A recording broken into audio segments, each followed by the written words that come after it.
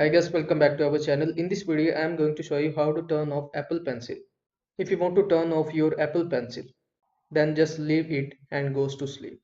And here you will see the another people says that it designed to be turned on at all time so that it ready to be used whenever needed. It detect when it is about to be used with the built-in accelerometer. If you keep it still, and I mean really still for about 10 minutes, it will go into the low power mode and will consume less battery. But it's still paired and discharged slowly, and is ready to be used as soon as pick it up.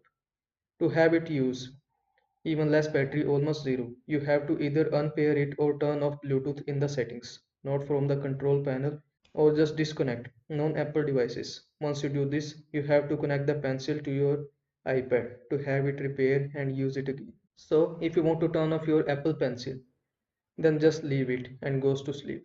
If you want to completely turn off your Apple Pencil, then unpair or turn off Bluetooth in the settings, not from the control panel, as it just connect non-Apple devices.